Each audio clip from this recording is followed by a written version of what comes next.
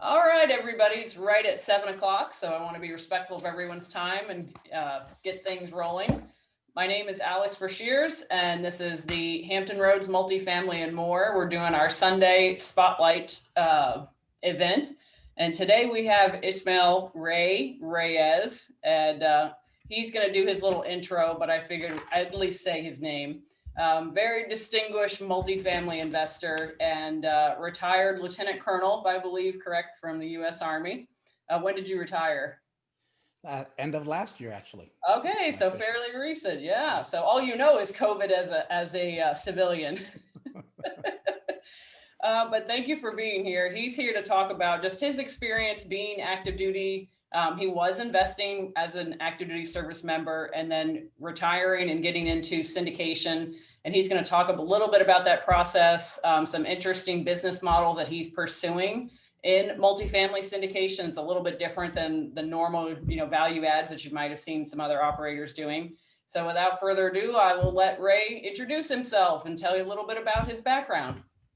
All right. Thank you very much, Alex, and thanks for having me. I'm looking forward to the conversation, and I really do hope there's a ton of questions because I think that's the best way to do this. A little bit about me. Alex hit it on the head with a lot of the highlights. So bottom line is, I started out like a lot of you. I was actually enlisted. I started out as a private E1 in the National Guard, and I loved it so much. I initially just wanted to do it for money, for education, and I got out after Desert Storm and decided that I was going to do it as an officer. So I joined ROTC, and so 28 years later, actually 29 now, I guess. Here I am, and so interesting journey. I've had a great career. And I always, I always feel like some of the best people that I can team up with are people that have kind of gone down this path that understand what being, doing selfless services for. Yes, everyone's got a reason to join, and it's not always that altruistic, but at the end of the day, when the hard times are there, you're not doing it for the money or for those kind of things. You're doing it for your buddy that's to your left and right. And so I appreciate that, and I love working with other potential real estate investors that come from the military or civilian or contractor track. So yeah, and as far as my investments, I started out like Alex said, doing single family, like a lot of you move one place or another, and as you move, you buy a property, and what I always found is that you always have to do your study of where you're going to go. So that's kind of normal for military people to kind of do that study much more so than your typical civil investor that doesn't move that often. And so you kind of already have that in you about that analysis piece. But the hard part I always found is living and investing in the same place, right? And so I tell you, my wife, God bless her, she did not want to live in a fourplex. As much as I was like, we can do the VA loan, but she did not want to do the fourplex thing. And as much as I was gone, I completely understand it. And frankly, when I was away, I was a lot more comforted by being in potentially what is a nicer neighborhood, maybe with a little bit more stable, people around than you would in potentially in other areas. So, but yeah, so I think that's the key. And then right about towards the tail end of my career, I knew I wanted to do real estate. It was something I was passionate about, but I kind of figured as I invested in single family, I realized that the scale wasn't there. And I know a lot of you kind of that light bulb goes on some sooner than later. I wish mine would have been a little bit sooner. I think it was just frankly coming up with another model or investment type within real estate that would work. And it didn't hit me until about 2015, 2016 that I didn't have to invest where I lived. I could invest where it made the most sense. That's kind of my motto for my company. So I jumped into multifamily. I did my first passive deal. I did a couple passive deals while I was still active duty. And then after that, once I got out, I became a general partner, and I'm working on my actually fifth partnership right now on a fifth deal. So just moving forward with that. That's a little bit of a lot about me. That's awesome. And so you mentioned you started out as a limited partner in syndications. What were you looking for? Because you mentioned, you have that rapport and you understand that background for people that have had some sort of service. So what were you looking for in GP partnerships when you were first starting out as a limited partner? Yeah, very good question. So I had two different sort of frames of thought when it came to investing as a passive investor. One is where. So there's two ways you can do it. You can find an operator that you want to work with and let them take you wherever they go. And you just, okay, hey, I trust you. I trust you. And so I'm going to invest wherever you think it's a good place to invest. Then there was me. I kind of wanted to get into the business. I had an idea of how to invest. And so I wanted to pick markets first. Once I pick potential markets, then I look for operators that I could work with in those markets. And the first and foremost is always trust. You have to trust Oh yeah. that your money is secure. At the end of the day, that's kind of the bottom line. And so I actually had a chance to meet up with my limited partner, my operator for my limited partnerships before I invested, which was kind of nice.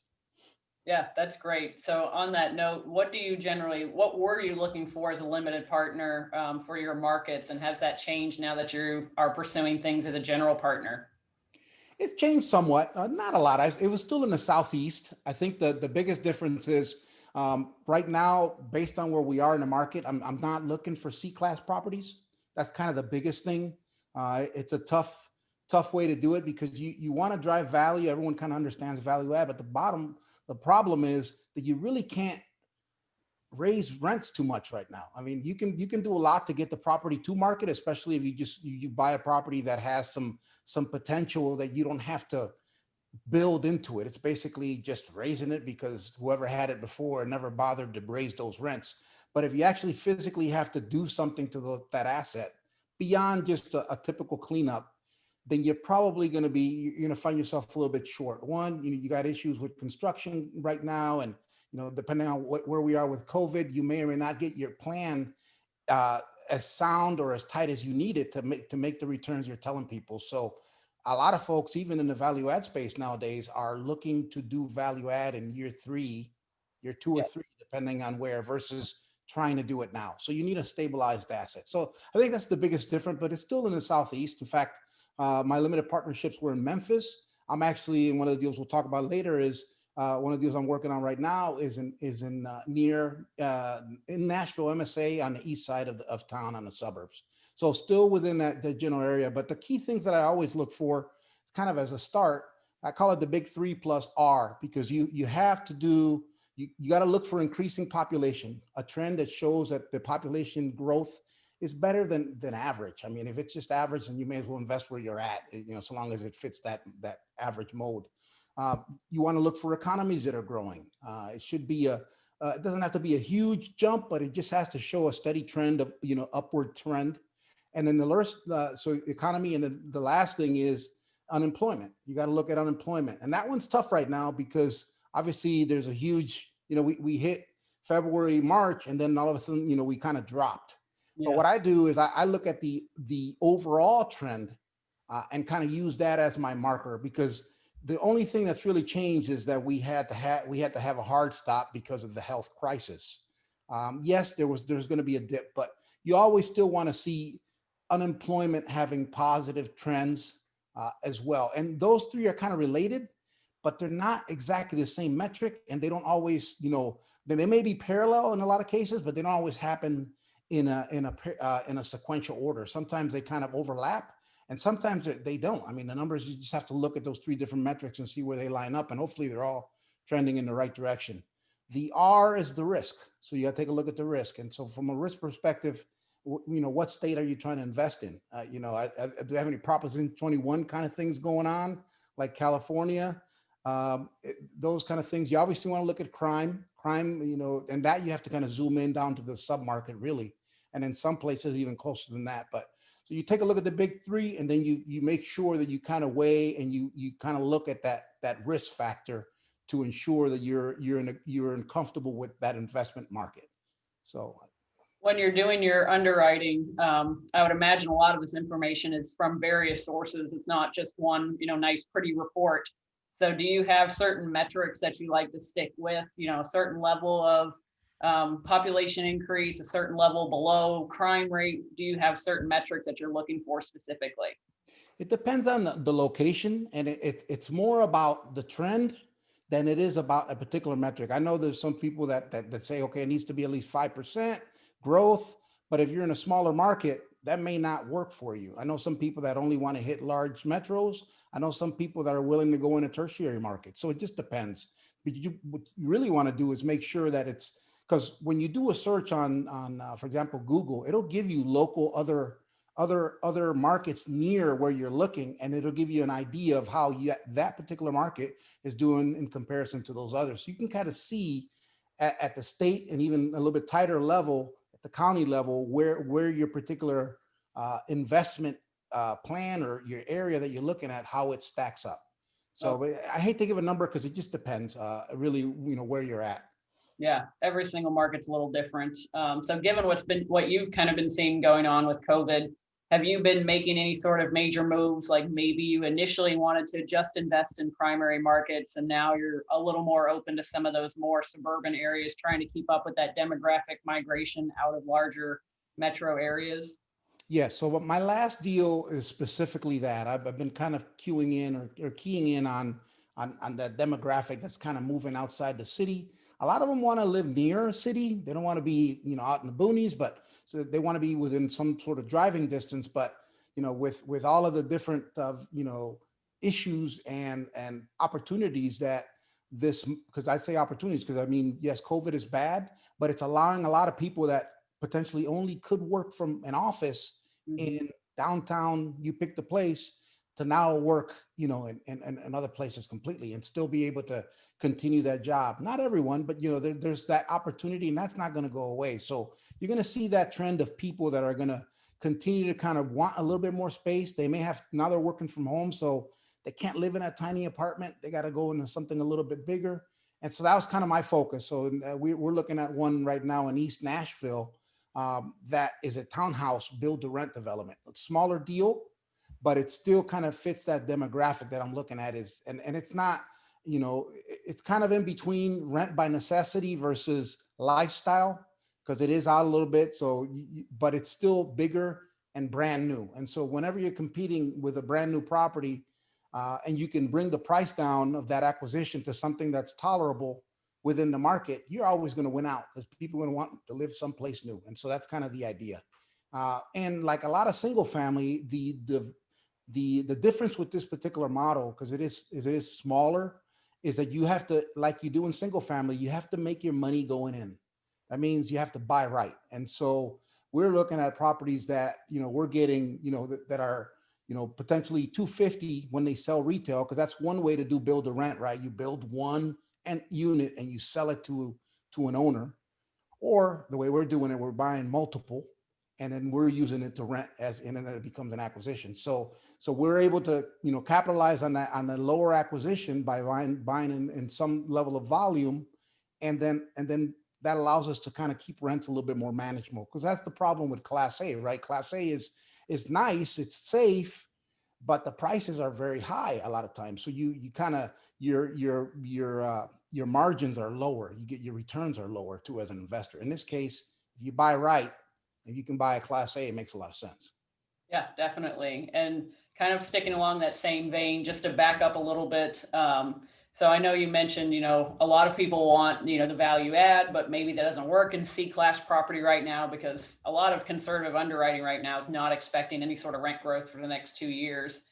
So do you mind talking a little bit about the business model you were mentioning, what build to rent is and how that can be a little bit different and even maybe a little more favorable for an LP investor as opposed to trying to invest into something that is a value add in the current climate? Sure. And I always, it's sometimes people forget, but when you buy a new property, a Class A development, it is a value add. It's just a different kind of value add. You're going from dirt in many cases, you go all the way to a new vertical construction, but you are still creating value through some project of construction. It takes longer to do. So one of the things about this particular project is that I like is normally when you do when you're doing a development project, there's different phases of it. One is when you take dirt, basically you clear that land to dirt, right? That's one. You have say 5 acres and you got trees and whatever you got on there, you got to kind of level it out. You got to clear it. And that's kind of first level. And you're going basically from from, the raw land into something that looks more like a new kind of a build location. The second part, and this is sometimes is the critical part and can be combined with the first, is when you plat out the property, because you can buy a piece of land, but the minute you try to build something on it, now you're dealing with those local governments, and in many cases, county and state. They may not want you to build there, or they may not want the kind of density that you need in order to make it work. So there's risk involved with getting that approval through the system so that you can get to the last part, which is your vertical construction. And then so in that second part, you're basically doing the plat, you're finishing out the horizontal, you're laying sewage pipes, you're laying different connections. So the last part is basically just building the vertical piece. So in this case, what we did is the builder took it all the way through phase 2, if you will. And we're actually acquiring the properties as they've already started their construction for their vertical. So we've kind of gone beyond the initial, risk, which is getting to that approval level.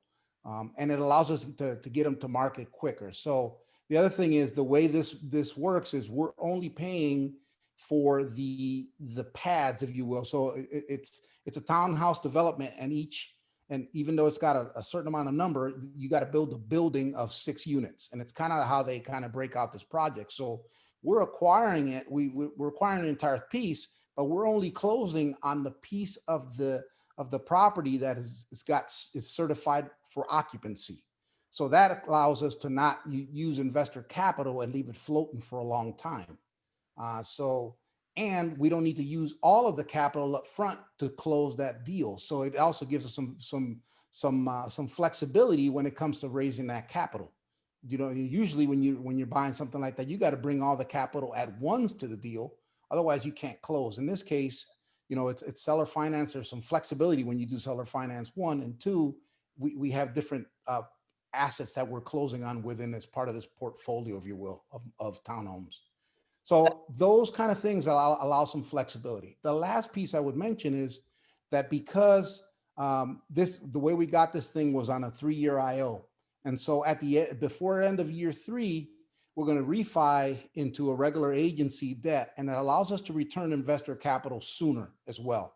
Normally, when you do your value add projects, you're looking at 5 to 7 years generally before you can kind of get the kind of return where you can bring people most of their capital back.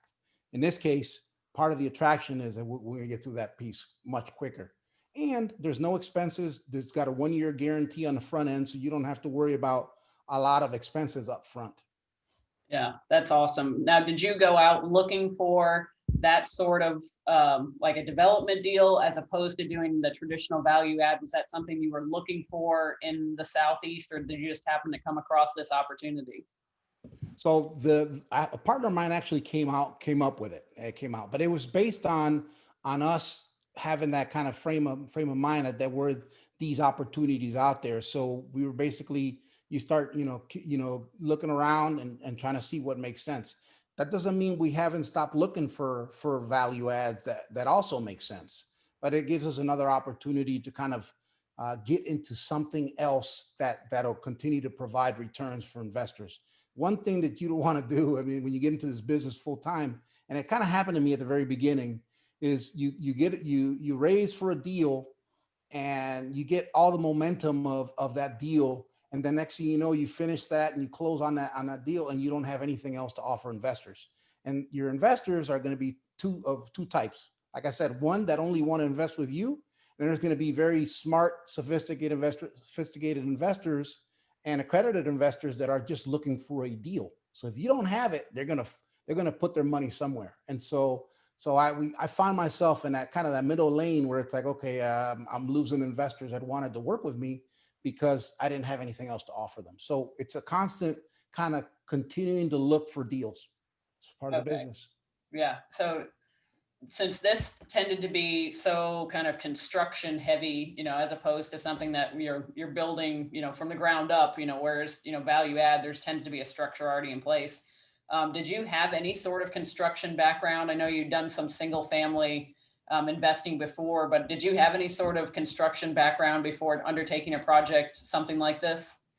In this case, I personally did not. And frankly, the builder had already had all the approvals, and the builder that is seller financing is actually doing the construction. So we're still managing it, and we have somebody on the team that has that experience to basically take, go from dirt all the way to, full construction.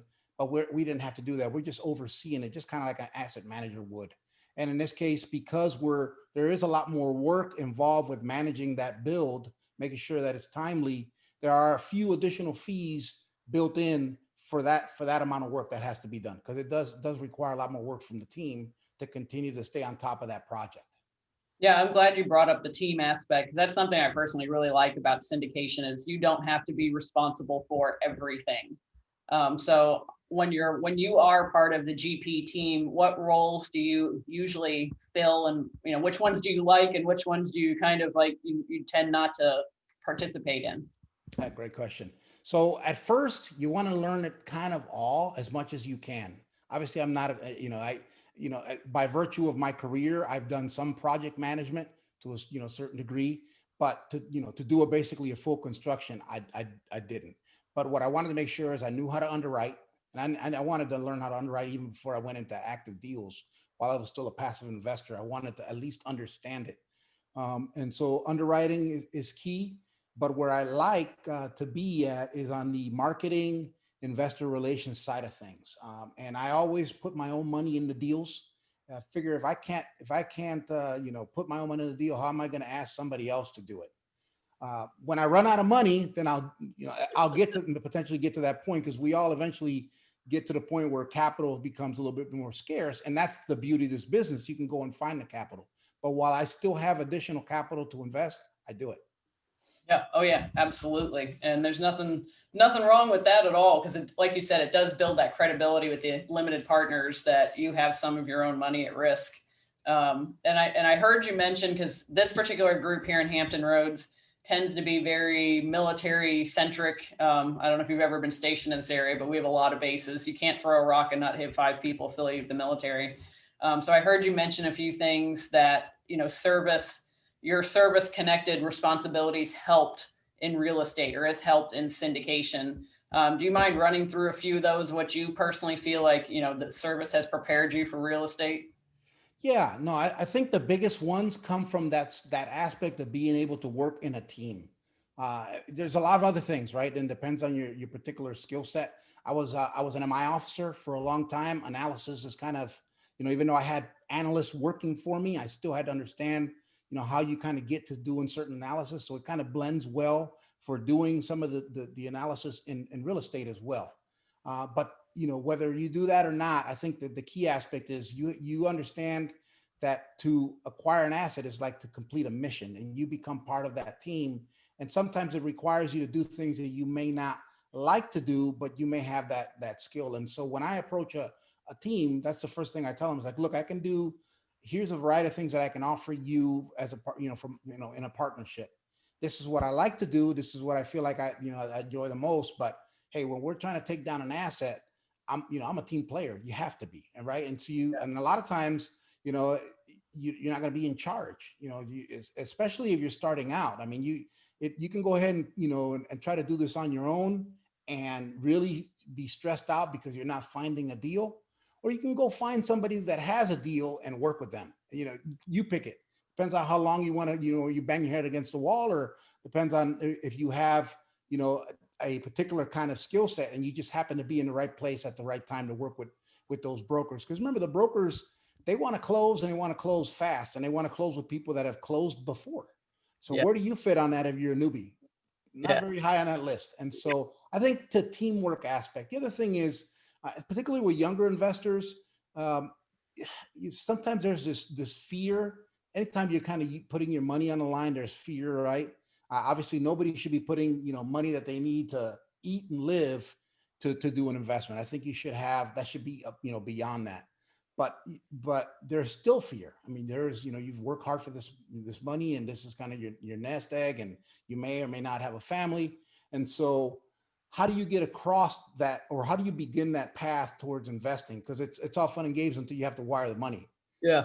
And a Yeah. lot of people can never get there. They analyze, they read every book and, known to man when it comes to real estate, and they can, list out, all these stats, and they know their business, but at the end of the day, they just can't take that first step and put that, take that money out. And so I think military members overall are very good at, because, from very early, they kind of re-socialize us to be able to do what we don't think we are capable of doing. And that we get that out of our head, that we have this, I can't mentality, until like we can and we will. And so I think that's another huge thing that people just bring to this business, is just the ability to get beyond that initial fear, and not be paralyzed by it. Absolutely, taking action. And then I'm glad you mentioned kind of you have what I would consider kind of a traditional track for a lot of the newer syndicators, where you started out in single family. Like you mentioned, you kind of have this aha moment that it's not scalable. And then, sometimes people will go into LP and then jump over to the GP side, which is, what you did. So since you've kind of run that little gamut, would you do that same path again, knowing what you know now? I would certainly do it. I would hope that I could do it faster. And part of what I'm trying to do is it's get people to kind of, get beyond that phase where they're buying a bunch of single families because it's easier. Because easier doesn't necessarily mean better or faster toward whatever goal you're trying to achieve. And so, I mean, and you get into the wrong single family deal, you're going to be stuck for a while. My first true investment in a single family, or I guess in a single family space, was a duplex, and it was a single family cottage with a trailer in the same property. It was a larger property, and I bought it with this thought that I mean, it on paper it made sense. But I made one fatal error, and that was I didn't do the inspection for the septic tank. It was out kind of out in, out of the city a little bit, and the septic failed.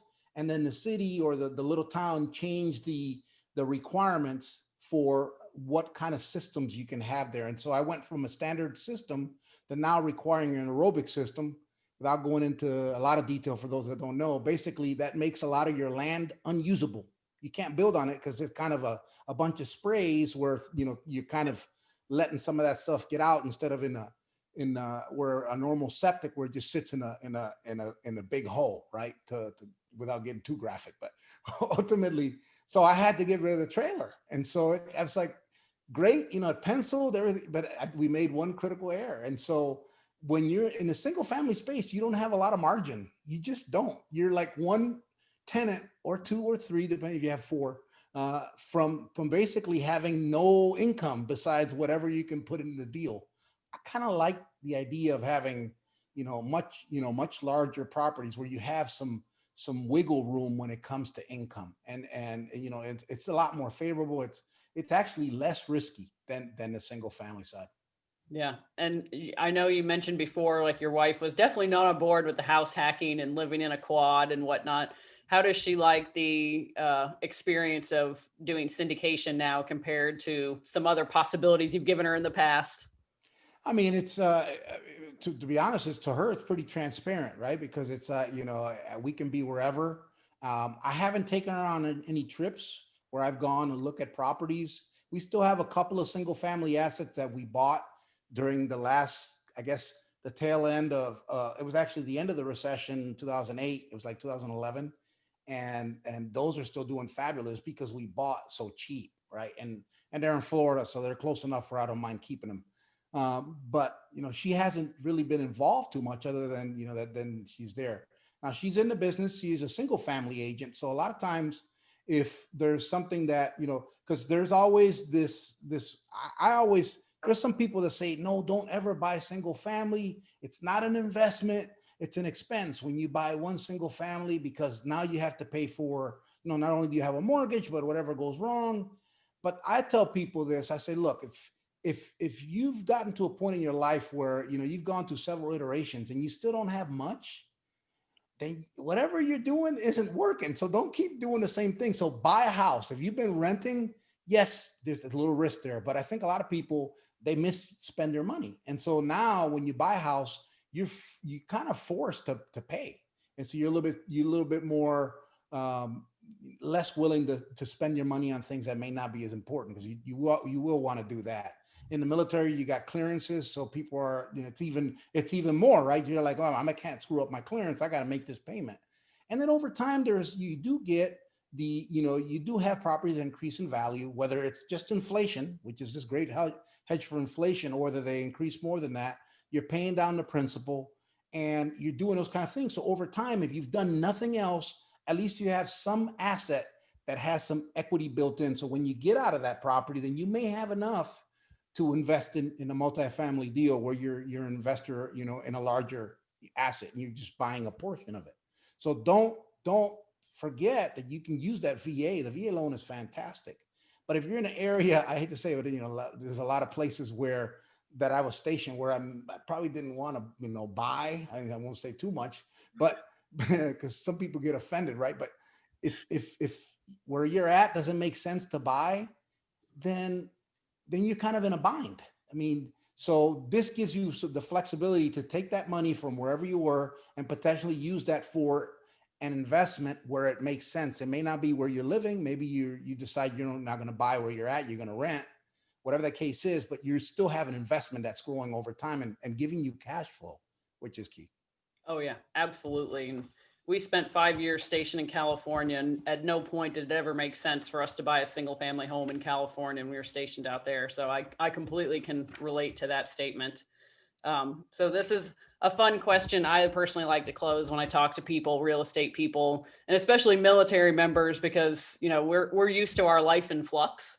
So now that you are out and you're kind of on the other side, where do you see yourself in 5 years? So another great, you're hitting all the good questions here. So the beauty about this business is if you can be passive the entire time. I mean, maybe you like what you do, maybe, that's all you want to do, but you invest in real estate because you don't want to just trust the stock market that, depending on what tweet goes out, it goes up and down and, it's just madness.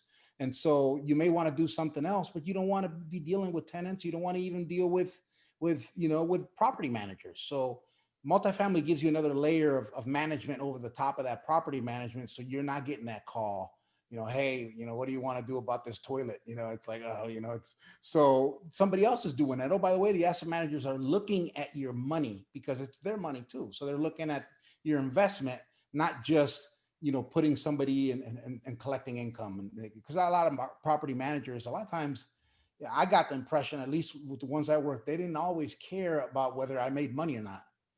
They of course they cared about leasing up because that's when they made their money. Yeah. But they didn't really care in between whether, they could do the, toilet repair for 100 or 200. It was just like whatever was easier for them. Right. And so having that extra layer there that helps a lot. And so you can go basically be passive entirely, or like what I'm doing. I really had a passion for this. I have a passion for this. So, and I knew that, when I retired, I could do some other things. I could stay and be a contractor in my field, like a lot of military people do. And if I wanted to do that, I could just completely stay and be and continue to be a passive investor. Or in my case, I'm doing this actively, and maybe 5, maybe 10 years down the road, then I convert from being an active investor back to being a passive investor. And it'll be fairly seamless. I mean, because in fact, a lot of times the deals that I'm actually active in, I'm also getting passive income from because I'm investing as a passive investor as well.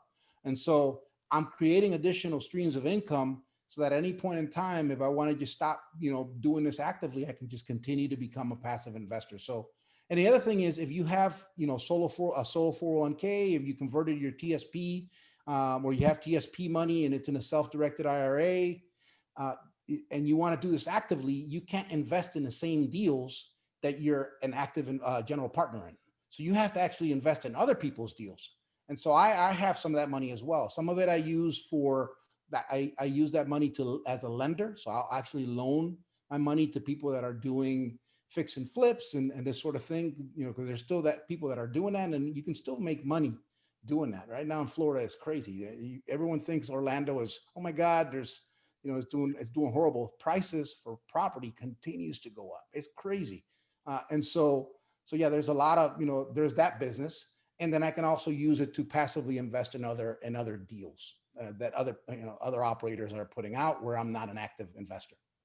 I love that you bring up the flexibility, because for a lot of military members, that's not something we have a luxury of having very frequently. It's we're used to being told this is where you're going to show up and this is where how long you're going to live there. So I love that you bring that up. So we do have a couple questions. One that was popped into the chat is, have you ever thought of a blind fund type structure to have the money on hand prior to finding a deal? Yes, in fact, I have a couple of friends that are doing that. They're raising right now, and so it's basically we call it fund of funds, because you create a syndication over a syndication. That's one way to do it. I'm sure there's other structures like a hedge fund, but in this case, you basically raise money. You can do it two ways. You can raise the money and then use that money to invest in one particular deal, or you can create it where it's a pool of money and then you can invest in multiple deals. I personally have not done that. Part of the reason why I haven't is I think you have to have a certain level, a large enough pool of investors for that to make sense. You really need a lot of investors in there. Otherwise, it's like, it's not enough volume. That's one reason. The other reason is, and this is personal to me, when I invest as in a syndication, whether as active or a passive investor, I have a piece of that property. And so what I get is a K-1 statement back that basically says you own this property and these are your gains or losses on that property. When you are investing in a fund of funds, you no longer have direct link to that property. You basically are getting paid interest on a debt that you provided to that fund. And so you get interest income back, but that's a little bit less advantageous than it is to take a loss. Like if you had a single family and you had your standard depreciation. I didn't even go into the bonus depreciation that you get in multifamily. But aside all that, I mean, that's the biggest difference is it basically counts as income, interest income when you're investing in a fund of funds versus, actually investing in property, and you can deduct that kind of like if you had a single family investment and claim that depreciation. Okay, yeah, that's a great way of delineating those two. And then another question we had, someone asks, you were involved in 5 different partnerships as a general partner. Did you have the same partnership team? I'm assuming GP, same GP team for all 5 of those partnerships. So the general partnership I've done so far have all been with the same team.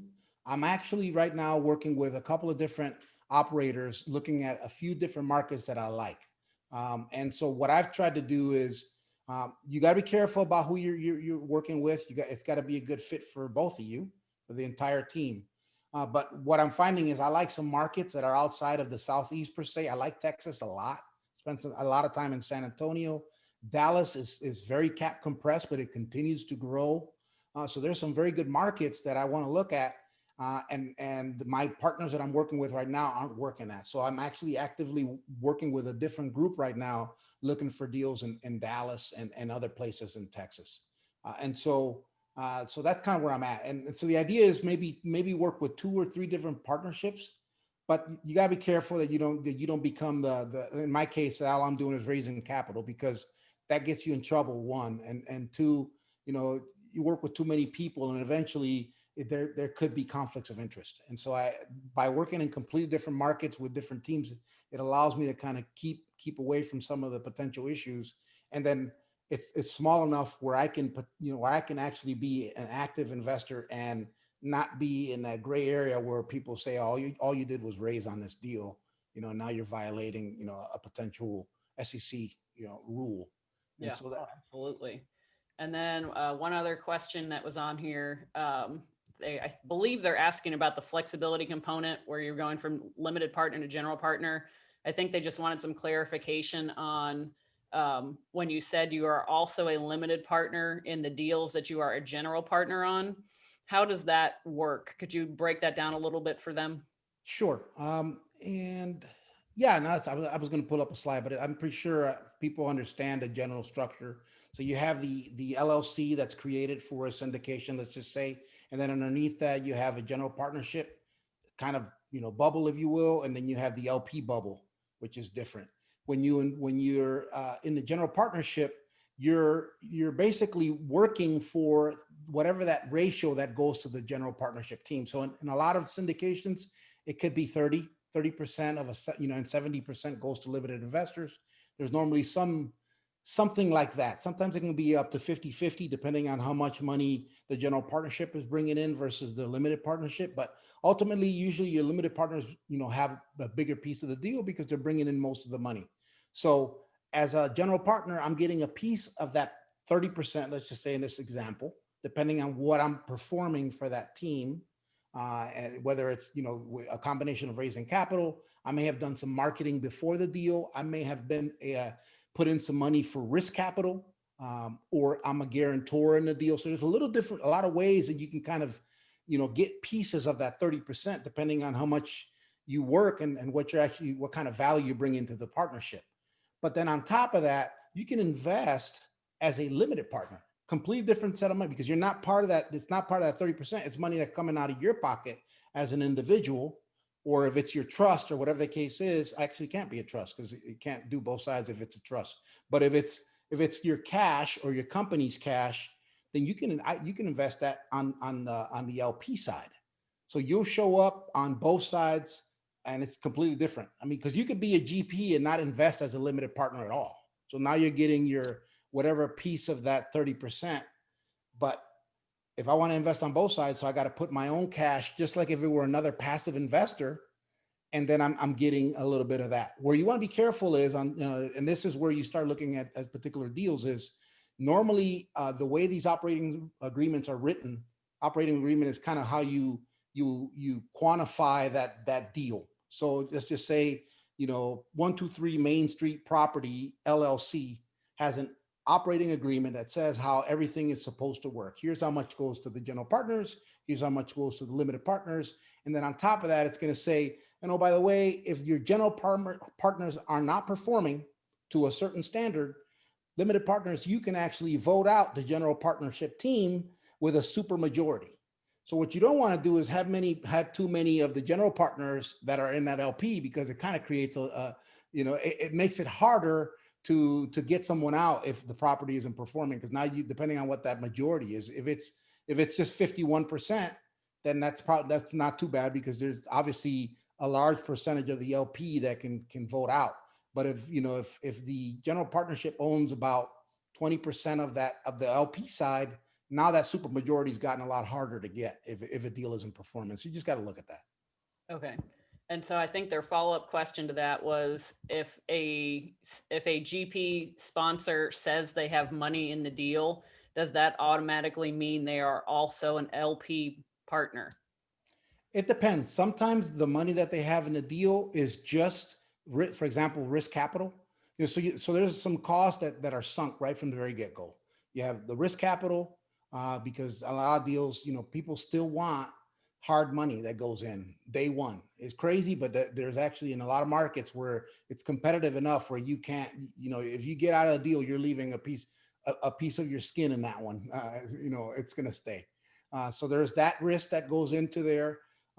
You have the attorney fees to do the syndication, and there's other little fees like that. The inspection, you got to bring an inspection team. You may have travel. All that stuff is kind of sunk. That has nothing to do with the limited partnership shares.